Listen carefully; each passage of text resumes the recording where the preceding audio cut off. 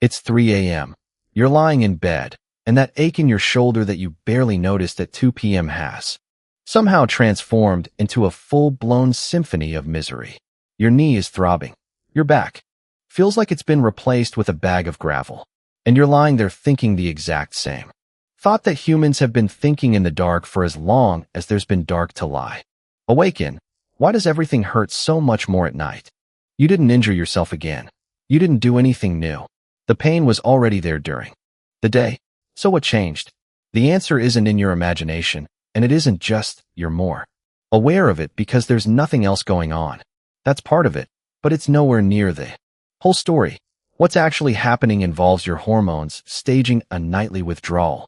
Your immune system throwing an inflammatory party right when you least want one, and a built-in biological alarm system that evolution never bothered to update for a species that now sleeps in climate-controlled bedrooms instead of open grassland. Let's start with the chemical everyone's heard of, but nobody really understands. Cortisol. You know it as the stress hormone, but it's also, quietly, one of the most powerful anti-inflammatory substances your body produces on its own. Cortisol suppresses the immune response. It calms down swelling. It keeps pain receptors from firing as easily. And cortisol follows a strict daily schedule. It peaks in the morning, giving you that natural anti-inflammatory boost right when you're getting up and moving around, and then it steadily declines throughout the day, bottoming out at night. So by the time you're lying in bed, your body's built-in painkiller has basically clocked out for its shift. The inflammation that was being held back all day is suddenly free to do what inflammation does, which is press on nerve endings and make its presence known. Here's where it gets even more unfair. While cortisol is dropping, your immune system is doing the opposite, ramping up certain inflammatory molecules called cytokines, the same signaling proteins responsible for that achy, feverish feeling when you're sick, actually increase in the evening and through the night. This isn't a malfunction. It's on purpose. Nighttime is when your body does most of its repair work, and inflammation, as unpleasant as it feels, is part of the repair process. Your immune system essentially waits until you're not using your body for anything important to send in the cleanup crew. Great for healing, terrible for trying to fall asleep. Now stack a third layer on top of this. Melatonin, the hormone that makes you sleepy, doesn't just knock you out. Research has found it also has an effect on how sensitive your nerves are to pain signals, and not in a way that helps you. Some studies suggest melatonin can actually heighten certain types of pain perception, particularly in conditions involving inflammation, right at the exact time it's telling your brain it's bedtime. So you've got the guard hormone leaving, the inflammation crew arriving, and the sleep hormone possibly turning up the volume. And then there's the part that has nothing to do with chemistry at all, distraction, or the total lack of it. During the day, your brain is a chaotic control room juggling 100 inputs at once. Conversations, screens, tasks, traffic, the smell of food, someone talking to you about a deadline. Your brain has limited bandwidth for processing pain signals, and when it's busy fielding everything else life throws at it, pain gets pushed down the priority list. It's still there. It's just competing for attention against everything else. At night, lying in a dark, quiet room, with nothing to look at and nothing to do, that competition disappears. Pain signals that were previously buried in noise suddenly have the brain's undivided attention. It's the exact same signal. It just finally has the microphone to itself.